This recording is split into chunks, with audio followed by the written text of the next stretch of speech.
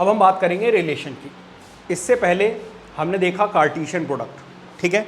अब हम बात करेंगे रिलेशन की। क्या होता है रिलेशन, जरा समझिए। टू सेट्स आपके पास गिवन है, P एंड Q। इसमें दिया हुआ है A, B एंड C, और Q में दिया हुआ अली, भानु, बिनोय, चंद्रा एंड दिव्या। अब इन दो सेट्स के ऊपर एक कंडीशन दे दी है, और वो क्या है, इन दोनों के बीच की रिलेशन, ठीक है। मतलब वो आपसे कह रहे हैं x, y such that x is the first letter of the name y। मतलब और x जो है वो p से बिलोंग करेगा एंड y जो है वो q से बिलोंग करेगा। क्या मतलब है इसका, जरा समझिए। वो आपसे कह रहे हैं भाई पहले क्या कीजिए, इस चीज को करने के लिए पहले आपको कार्टेशियन प्रोडक्ट बनाना पड़ेगा, ठीक है। कार्टेशियन प्रोडक्ट क्या होता है भाई, P और Q के बीच में। तो A को किसके साथ लिखना पड़ेगा, अली के साथ। फिर A को किसके साथ लिखना पड़ेगा, भानु के साथ। ऐसे करते करते फिर B को लिखना पड़ेगा किसके साथ, भानु के साथ। B को लिखना पड़ेगा बिनोय के साथ। और ऐसे करते करते हमें C को लिखना पड़ेगा चंद्रा के साथ, और सो ऑन, ऐसे चलता रहेगा। और लास्ट में क्या आएगा, लास्ट में आएगा C कॉमा दिव्या, ठीक है जी। अब देखो मुझे क्या करना है, वो आपसे ये कह रहे हैं कि आप वो एलिमेंट्स लिखिए जिसमें जो पहला अल्फाबेट है वो क्या है, दूसरे के नाम का फर्स्ट लेटर है। मतलब अली का फर्स्ट लेटर क्या है, ए। तो इस रिलेशन में ये आ जाएगा। यहां पर देखो बी जो है, यहां पे भानु है, भानु का पहला लेटर बी होना चाहिए, जबकि यहां पर ए है। इसका मतलब इस रिलेशन में ये वाला ऑर्डर्ड पेयर नहीं आएगा। तो फिर कौन सा आएगा, बी कॉमा भानु आएगा, फिर बी कॉमा बिनोय आएगा, एंड लास्ट में सी कॉमा चंद्रा आएगा। इसके अलावा और कोई भी ऑर्डर्ड पेयर नहीं आएगा, ठीक है। अब लेकिन इसमें क्या दिक्कत हुई कि मुझे इतना बड़ा कार्टेशियन प्रोडक्ट बनाना पड़ा जिसमें बहुत ज़्यादा टाइम लग जाएगा। तो क्या इससे कोई बेटर वे है जिससे कि मैं ये बड़े ही आराम से निकाल पाऊँ? तो answer is yes, and that is arrow diagram. क्या है, एरो डायग्राम। उसी चीज़ को दोबारा से करते हैं और समझते हैं एरो डायग्राम से कितना आसान हो जाएगा। मैंने क्या किया, ये ले लिया सेट ए एंड ये ले लिया सेट बी। क्योंकि यहाँ पर सेट ए को पी से और इसको क्यू से डिनोट किया है, तो मैं ए और पी एंड क्यू से ही डिनोट करूँगा। अब अगर आप ध्यान दें तो सेट पी में कौन कौन से एलिमेंट्स हैं, ए है, बी है एंड सी है। क्यू में कौन कौन से हैं, इसमें एक तो है अली, फिर दूसरा है भानु, है ना, भानु। थर्ड कौन है, बिनोय है। फोर्थ कौन है, चंद्रा है। और लास्ट में कौन है, अब आपको सिंपली ये देखना है, ए जो है, ए से स्टार्ट होने वाला नाम कौन सा है, अली है। फिर आपको सिंपली ये देखना है, बी से स्टार्ट होने वाला नाम कौन सा है, भानु है। और भी कोई बी से स्टार्ट हो रहा है क्या, यस, तो फिर बिनोय पर भी लगा दो। फिर क्या हो रहा है,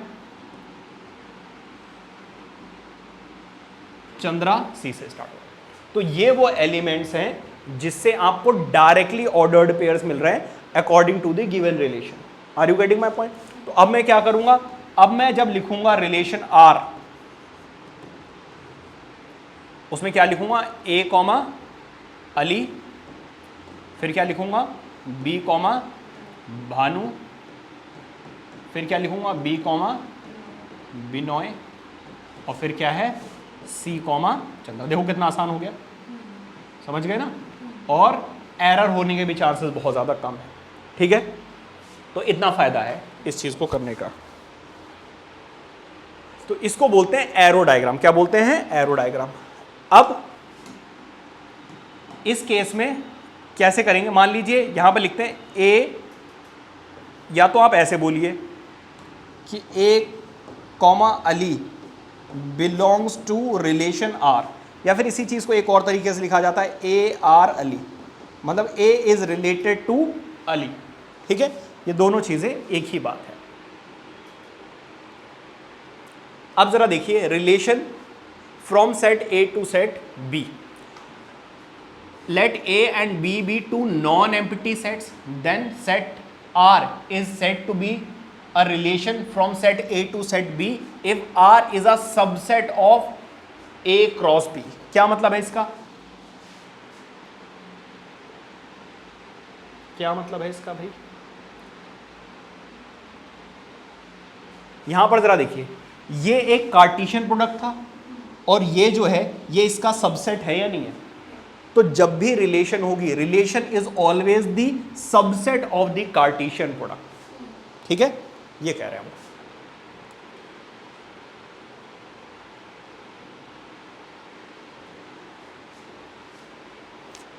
तो इसका मतलब ये है कि जो रिलेशन है that is the subset of the Cartesian product of A and B. ठीक है, arrow diagram, an arrow diagram is a visual representation of relation, ये मैंने आपको पहले ही बता दिया। रिमार्क्स, कुछ इंपॉर्टेंट पॉइंट्स है, उन चीजों का आपको ख्याल रखना होगा। पहले, R be the relation from a non empty set to empty set A to a non empty set B. Relation हमेशा कैसे निकालते हैं? नॉन एम्प्टी सेट से नॉन एम्प्टी सेट बी तक। ए भी हो सकते हैं, दोनों सेट जो है वो सेम हो सकते हैं। जैसे मैंने यहाँ पे पी एंड क्यू लिखा था ना, तो ये दोनों ए भी हो सकते हैं, बट नॉन एम्प्टी होना चाहिए। अगर एम्प्टी है तो फिर रिलेशन नहीं बनेगा। इसके बाद, number of elements in set A कितने होते हैं? P. Let the number of elements set B में कितने होंगे? क्यू। तो number of relation, number of elements Cartesian product में कितने होंगे? पी इंटू क्यू, बताया था मैंने आपको। यहां पर जो एलिमेंट है वो मैंने आपको बता ही दिया पहले, A comma B belongs to R, या फिर A is related to B, इस तरीके से लिखा जाता है। ठीक है, since each relation of A to B is a subset of the Cartesian product. यहां पे जरा ध्यान दीजिएगा, नंबर ऑफ रिलेशंस कितनी बन सकती हैं? भाई अभी मैंने आपको एक चीज बताया, कार्टेशियन प्रोडक्ट का जो सबसेट है वो है रिलेशन। तो किसी भी कार्टेशियन प्रोडक्ट के जितने सबसेट्स बन सकते हैं उतनी ही रिलेशंस भी बन सकती हैं। So simply number of relations कैसे निकलेंगे? 2 की पावर p इंटू क्यू, या फिर सिंपली हम कहें number of elements present in the, ये देखो कार्टेशियन प्रोडक्ट है और नंबर ऑफ सबसेट्स निकालने का फॉर्मूला होता है 2 raise to the power n। अब n क्या होता है? Number of elements present in a set, क्योंकि यहां पर कार्टेशियन प्रोडक्ट है और कार्टेशियन प्रोडक्ट में जितने भी एलिमेंट्स होंगे वो होगा n, और n कैसे निकाला जाएगा? मैंने आपको बताया p इंटू क्यू, तो इसीलिए यहां पर p इंटू क्यू लिखा हुआ है। ठीक है, तो ये याद रखना, कई बार 1 मार्क क्वेश्चन पूछ लेते हैं आपसे, वो आपसे क्या कहेंगे भाई, जरा समझ लो एक एग्जाम्पल की मदद से।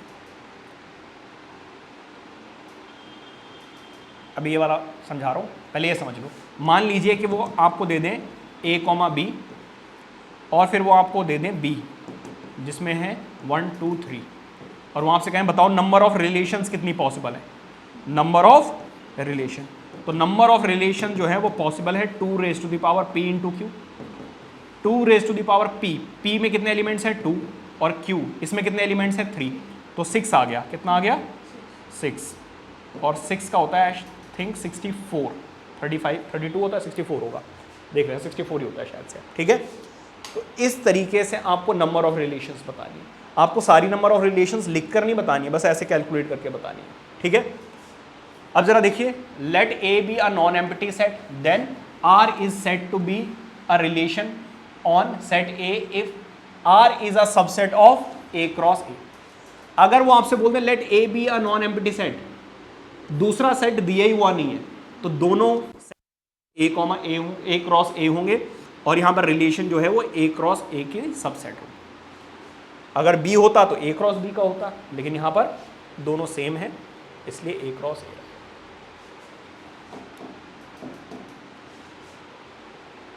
ये रिपीट हो गया शायद।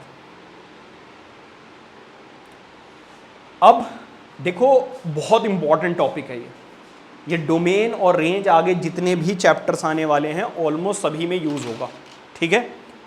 अब रिलेशन का डोमेन, कोडोमेन, रेंज थोड़ा सा अलग होता है, फंक्शन का डोमेन, कोडोमेन थोड़ा सा अलग होता है, तो बहुत ध्यान समझना। अभी मैं रिलेशन के बारे में बात कर रहा हूं, अभी मैं फंक्शन के बारे में बात नहीं कर रहा हूं, ठीक है।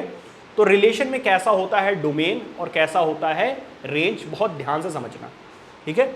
अभी थोड़ी देर पहले मैंने एक एग्जांपल लिया था P एंड Q, उसी एग्जांपल की मदद से समझते हैं, ठीक है। और साथ में ये रिलेशन दी हुई थी। अब जरा देखो, ये था P और ये था Q। मैंने आपको बोला था ये है A, B एंड C। यहां पर था अली, यहां पर था भानु,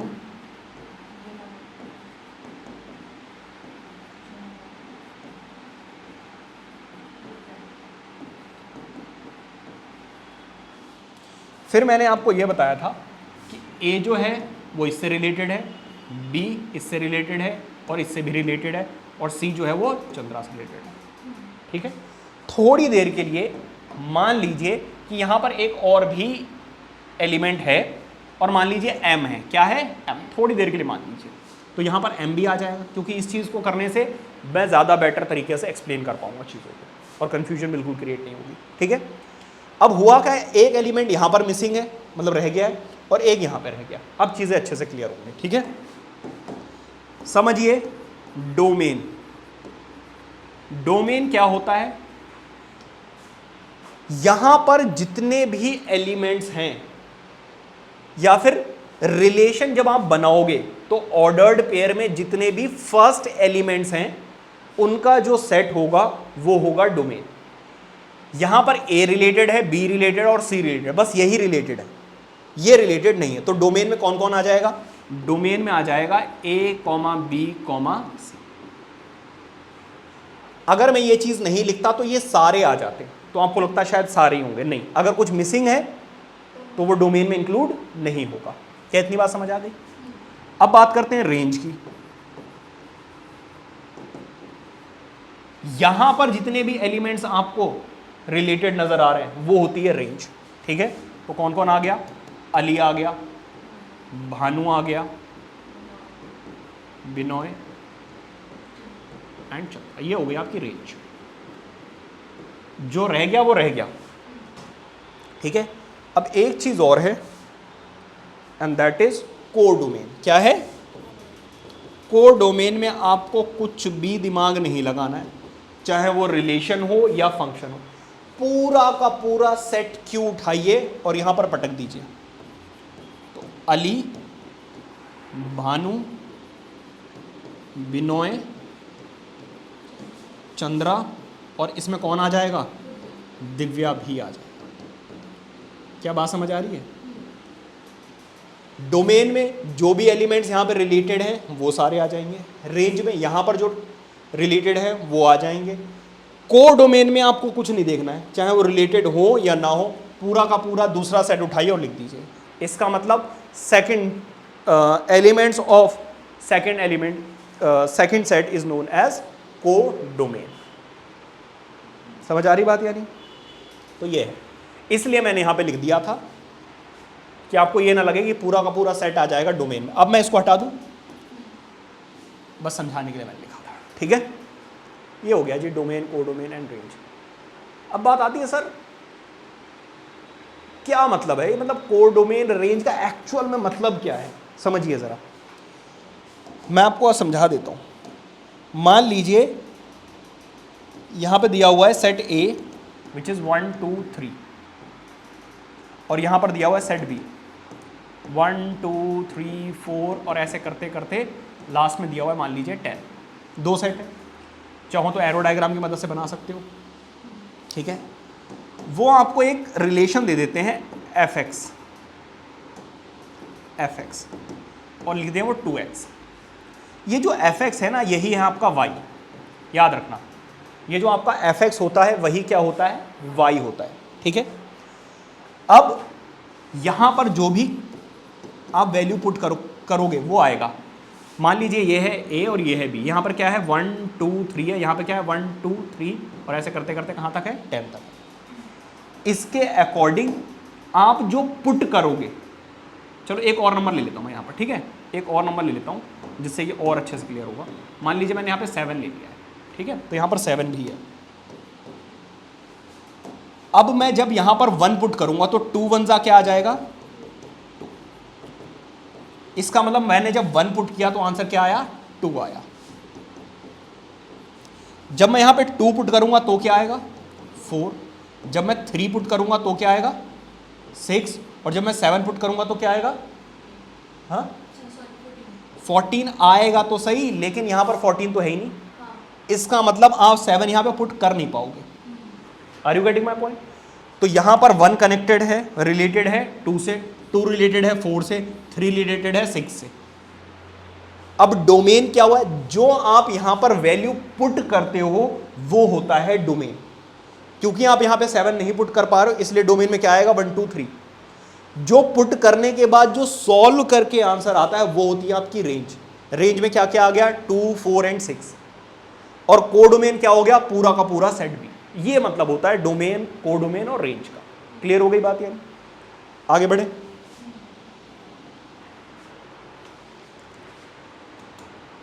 अब जरा देखिए, let R be a relation from non empty set A to non empty set B. The set of all first element of the ordered pairs in the relation R is called domain of the set. First elements बताया था अभी मैंने आपको। This set of all the second elements of the ordered pairs in the relation R is called range of the relation. और जो set B होता है वो पूरा का पूरा सेट क्या होता है, कोडोमेन होता है। समझ आ रही है बात? Domain R is a subset of A। भाई यहां पर अभी मैंने क्या लिखा था, मैंने लिखा 1 2 3 और 7। तो जो डोमेन था वो क्या था, डोमेन था 1 2 3। तो बताओ ये जो 1 2 3 है वो इसका सबसेट है या नहीं है? बिल्कुल है। R is a subset of, range जो है वो सबसेट होती है B की। यहां पर एक एलिमेंट, बहुत सारे एलिमेंट रह गए थे, सिर्फ कौन कौन से रेंज में आए थे, रेंज में आया था 2 4 एंड 6 ओनली। बहुत सारे रह गए थे। तो इसका मतलब जो रेंज है वो सबसेट है किसकी, सबसेट है बी का। ठीक है, रेंज जो है वो always is a subset of codomain, codomain का सबसेट होता है। तो यहीं पे हमारा सारा जो है इंट्रोडक्शन खत्म होता है। हमें सिंपली क्या देखना है, रिलेशन क्या होती है, उसमें एरो डायग्राम आना चाहिए, डोमेन क्या होता है, कोडोमेन क्या होता है, रेंज। बस 5 चीजें पता होनी चाहिए, एक्सरसाइज हो जाएगी। आ जाइए, यहां पे सेट A दिया हुआ है 1 2 3 4 6। Define a relation R from A to A ही रिलेशन है, मतलब पुट भी आप यही कर सकते हो और आ भी यही सकता है। पहली बात तो वो आपसे कह रहे हैं depict this relation using N arrow diagram. पहले एरो डायग्राम बना लेते हैं। एरो डायग्राम कैसे बनाते हो, एक ओवल शेप से बनानी है। ठीक है, तो ये है आपका A और ये भी क्या है A।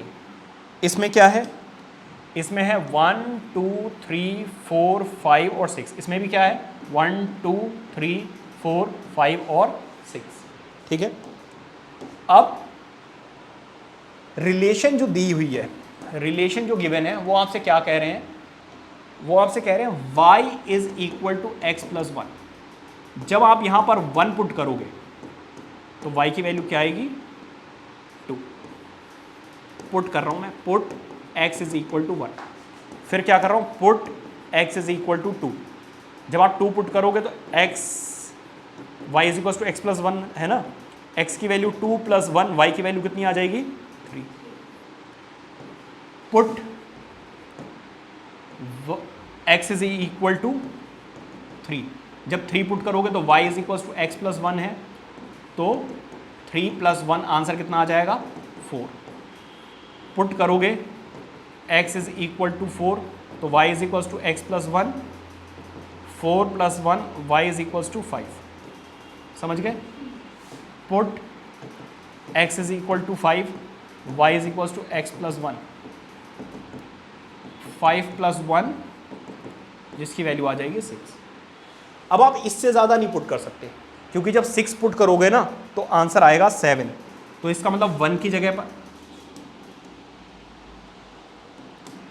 1 is related to 2, 2 is related to 3, 3 is related to 4, 4 is related to 5, 5 is related to 6।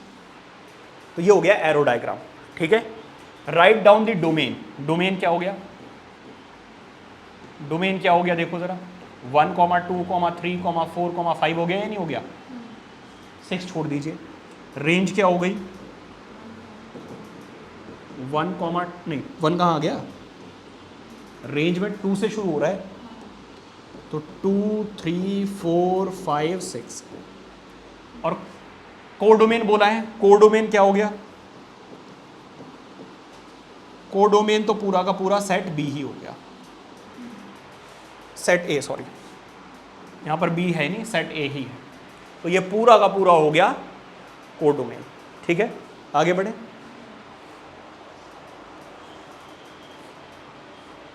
ये जरा देखो,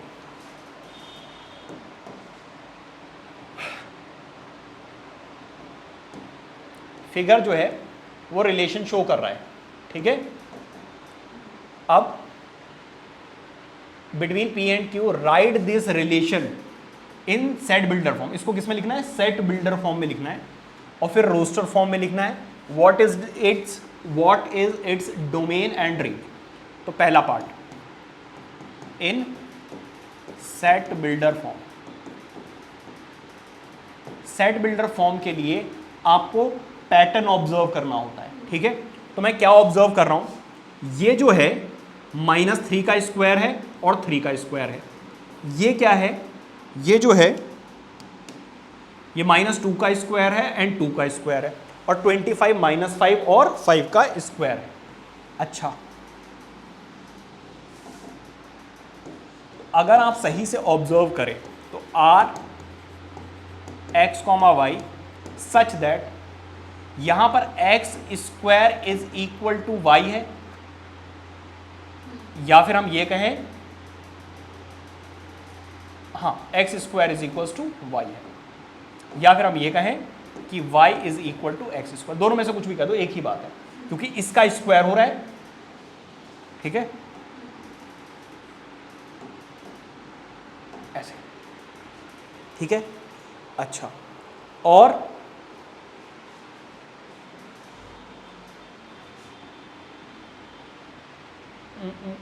यहां पर x की वैल्यू किससे बिलोंग कर रही है?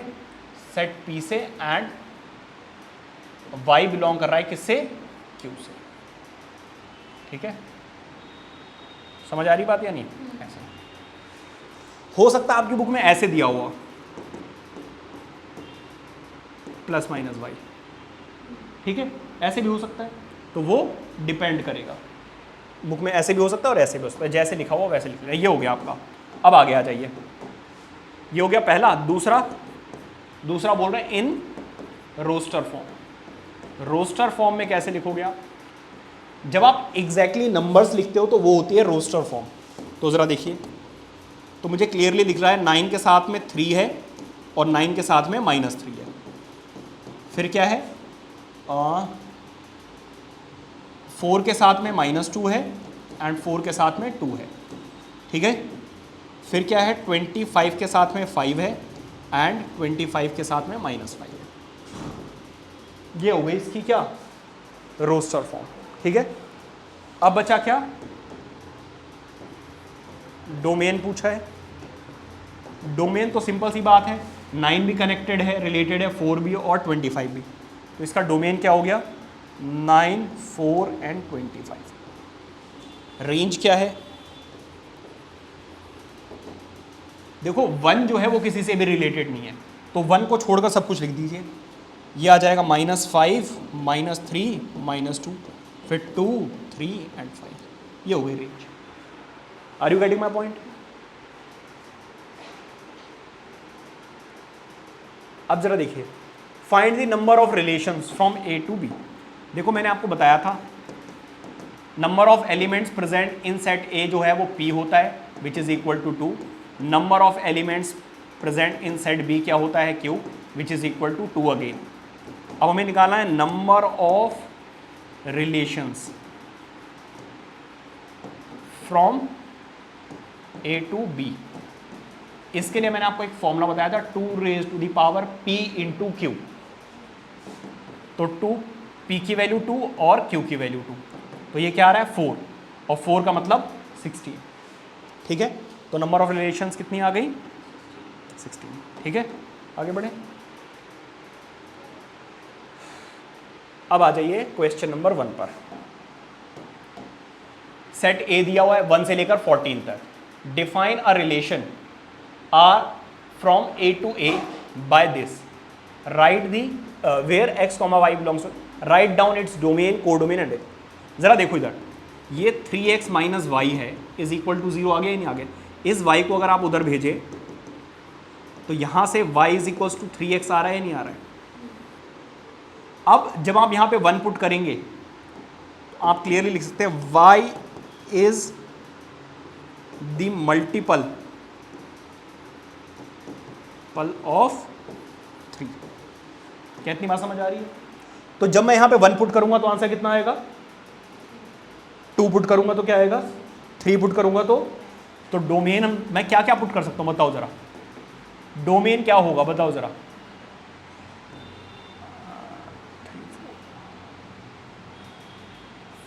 हाँ देखो, मैं 1 पुट करूंगा तो क्या आएगा 3, 2 पुट करूंगा तो क्या आएगा 3 पुट करूंगा तो क्या आएगा, और 4 पुट करूंगा तो क्या आएगा 5, और 5 पुट करूंगा तो, लेकिन 15 यहां पर है नहीं। यही बच्चे एरर करते हैं, वो जोश में आके पुट करते चले जाते हैं। लेकिन आप ये देखिए कि जो रिलेशन है वो ए टू ए डिफाइंड है, मतलब आप पुट भी यहीं से कर सकते हो और पुट करने के बाद आंसर भी यहीं से आना चाहिए। मतलब यहां पर जो है 1 2 3 4 14 तक है, और यहां पर भी 1 2 3 कहां तक है 14 तक है। तो जब आप 3 पुट करोगे तो 12 तो आ जाएगा, लेकिन जब आप 4 पुट करोगे तो 4 3 ज़ा 12, अच्छा 4 3 ज़ा 12 तक तो आ जाएगा। जब आप 5 पुट करोगे तो आएगा 15, जो है ही नहीं, वहां पे प्रेजेंट ही नहीं है। तो बस 4 तक आप पुट कर सकते हो, ये हो गया आपका डोमेन। रेंज क्या होगी, जो पुट करने के बाद आंसर आ रहा है, तो रेंज में आ रहा है आपका 3। जब आप 1 पुट करोगे 3, 2 पुट करोगे तो 6, 3 पुट करोगे तो 9, और 4 पुट करोगे तो 12। और कोर डोमेन क्या हो गया, कोर डोमेन में तो कुछ नहीं, सेट ए, पूरा का पूरा सेट ए जो है वो कोर डोमेन है। ठीक है, इस तरीके से ये देखिए जरा, define a relation R on set N, N का मतलब नेचुरल नंबर, ठीक है, by this y is equals to x plus 5 is a natural number less than 4, x जो है वो लेस देन 4 है। Depict this relation using roster form, write down the domain and range. ठीक है, पहले तो रोस्टर फॉर्म लिखकर आपको इसको रिप्रेजेंट करना है। देखो यहां पर रिलेशन लिख लेना, जब आप कॉपी में लिखो, मेरे पास तो लिखा हुआ है, यहां पर आर लिखकर पूरी रिलेशन लिखना, ठीक है। उसके बाद आप अपना आंसर लिखोगे। आपको पहले लिखना है relationship in roster form, roster form. Roster form में क्या होता है जरा देखिए, रिलेशन को आर से डिनोट करते हैं, और यहां पर आप क्या पुट कर सकते हो जरा देखो, ध्यान दीजिएगा, y is equal to x plus 5, natural number है, ये भी एक नेचुरल नंबर है और ये भी एक नेचुरल, तो infinite number of natural numbers आप पुट भी कर सकते हो और आ भी सकता है। लेकिन यहां पे कुछ कंडीशन दी हुई है, x is a natural number less than 4, तो आप पुट कर सकते हो 1। जब आप यहां पे 1 पुट करोगे तो 1 प्लस 5 कितना आ जाएगा 6, 2 पुट करोगे तो कितना आ जाएगा 2 प्लस 7, 3 पुट करोगे तो क्या आएगा 8, 3 हाँ 8।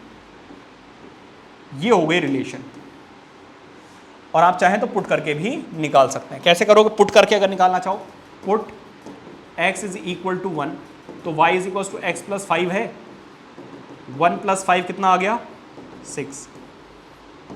Put x is equal to 2, तो y is equal to x plus 5 है, x की वैल्यू 2 + 5, आंसर कितना आ जाएगा 7। और फिर क्या कीजिए, पुट x = 3, y = x + 5 है, x की वैल्यू 3 + 5, आंसर कितना आ रहा है 8। फिर आप क्या करेंगे, पुट करेंगे x = 4, y = x + 5 है, ठीक है। बट ऐसा हम कर नहीं सकते, बिकॉज उन्होंने क्या बोला, x is less than 4 only.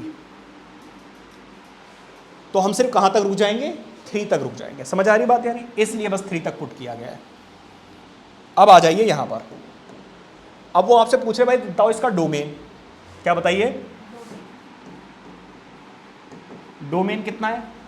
इसके जो फर्स्ट एलिमेंट्स हैं रिलेशन के, ऑर्डर्ड पेयर्स के जो फर्स्ट एलिमेंट्स का सेट होता है वो होता है डोमेन, मतलब 1, 2, 3। और रेंज क्या है, देखना इस एक्सरसाइज में कितने क्वेश्चंस हैं। तो ये हो गई आपकी रेंज 6, 7, 8।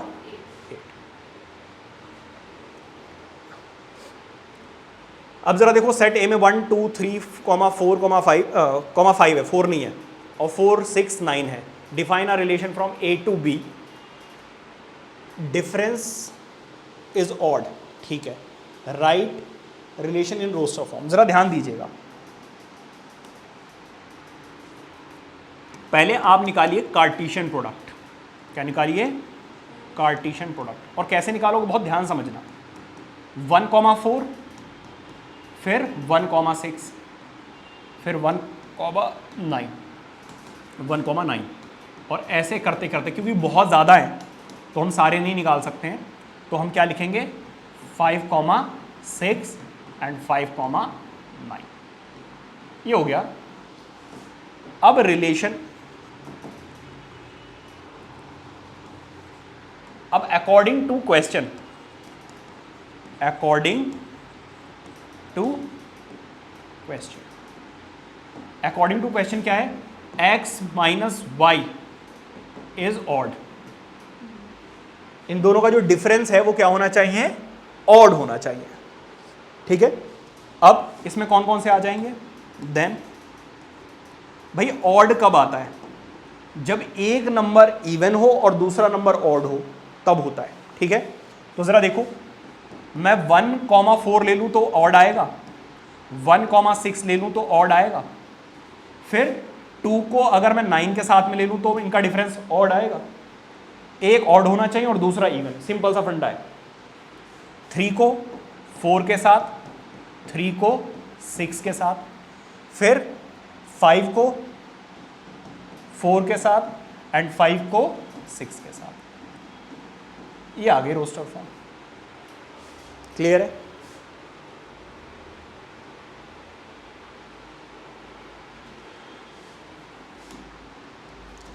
वो आपसे कह रहे हैं shows a relation this and this between set P and Q, P and Q के बीच में रिलेशन बताए, राइट दिस रिलेशन। ये आपको रिलेशन बतानी है। भाई एक बात बताओ, इन दोनों के बीच का डिफरेंस कितना है 2, इन दोनों के बीच का डिफरेंस कितना है, इन दोनों के बीच का डिफरेंस कितना है 2। तो क्लियरली देख सकते हो x, y सच दैट जब आप x में से y को माइनस करोगे तो आंसर 2 आ रहा है। ये बड़ा नंबर है, x में से y को माइनस कर रहे हो तो आंसर क्या आ रहा है 2 आ रहा है। और यहां पे x belongs to a and y belongs to b। ऐसे भी लिख सकते हो, या फिर आप ऐसे बता सकते हो, या आप ऐसे बता सकते हो,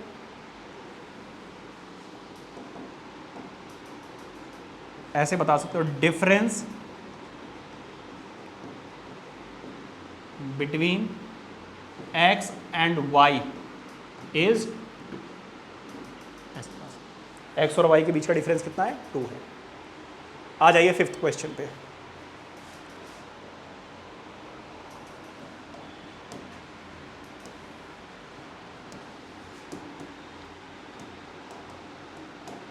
फर्स्ट पार्ट जरा देखो, पहले वो कह रहे हैं रोस्टर फॉर्म में लिखिए। वो कह रहे हैं ए जो है 1 2 3 4 6 है, 5 नहीं है बीच में। लेट आर, ऐसी चीज़ों को आपको नोट करना पड़ेगा, फ्लो में अगर आ गए ना तो गड़बड़ हो जाएगी।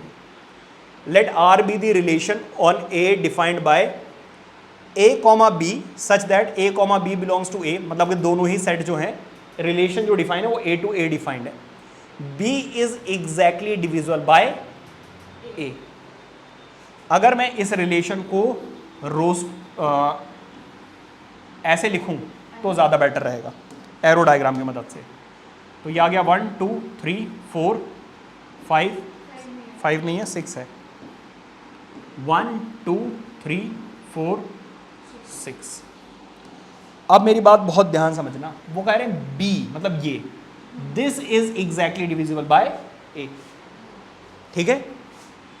मतलब 1 is exactly divisible by 1, 2 is exactly divisible by 1, 3 is exactly divisible by 1, 4 is exactly divisible by 1, 6 is exactly divisible by 1। एक तो ये हो गया।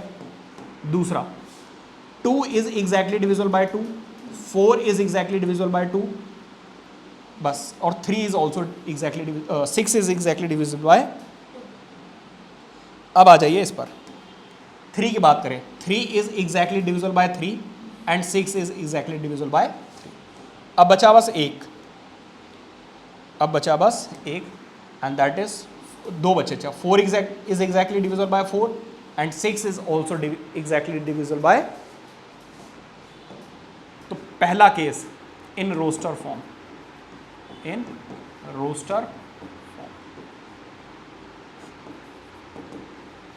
देखो कौन कौन से आ जाएंगे। 1,1 आ गया, 1,2 आ गया, 1,3, 1,4, 1,6।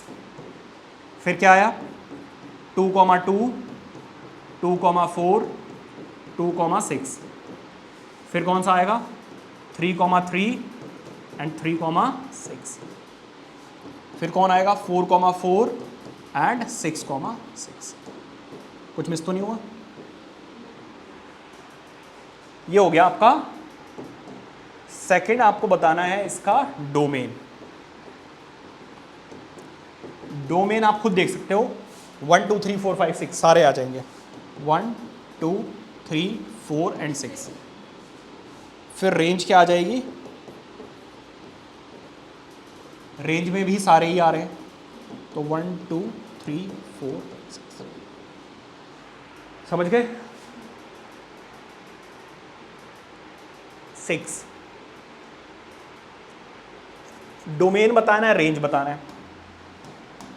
देखो यहां पर जब आप 1 पुट करोगे तो 1 + 5 कितना आ जाएगा 6। जब आप 0 से स्टार्ट करना है, जब आप यहां पे 0 पुट करोगे तो 0 + 5 क्या आएगा। जब आप यहां पे 1 पुट करोगे तो 1 + 5 क्या आएगा 6 आएगा। जब आप यहां पे 2 पुट करोगे 2 + 5 कितना आएगा 7, और लास्ट में क्या आएगा 5, और 5 + 5 कितना होगा 10। ये आ रहा है। अब आपसे पूछ रहे हैं वो डोमेन, क्या पूछ रहे हैं डोमेन। डोमेन आप क्या क्या पुट कर सकते हो, डोमेन आप क्या क्या बोलते हो, determine the domain and range of the relation defined by. अच्छा अब x से आप पुट कर रहे हो, ठीक है, पुट ये कर सकते हो, आ तो कुछ भी सकता है, ठीक है। अब जरा ध्यान दीजिएगा, तो यहाँ पे आप 0 पुट कर सकते हैं, 1 पुट कर सकते हैं, 2 3 4 और 5 कुछ भी पुट कर सकते हैं। रेंज क्या आ रही है, रेंज आ रही है 5 6 7 8 9 और लास्ट में क्या आएगा ये रेंज, ठीक है।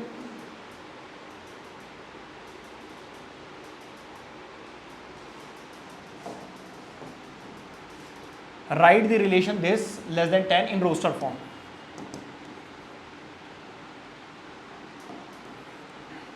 अब देखो x is a prime number less than 10। तो इसमें क्या क्या आ जाएगा, देखो यहां पे आप 1 पुट कर सकते हो, नहीं कर सकते, 1 is not neither prime nor composite, 2 put कर सकते हो? यस। जब आप 2 पुट करोगे तो 2 का क्यूब क्या होता है? 8। क्या आप 3 पुट कर सकते हो? यस। 3 का क्यूब कितना होता है? 27। ठीक है। 4 is not a prime number. 5 का क्यूब होता है 125। 6 is not prime. 7 is a prime number. 49, 7 का क्यूब कितना होता है? 49 इंटू 7,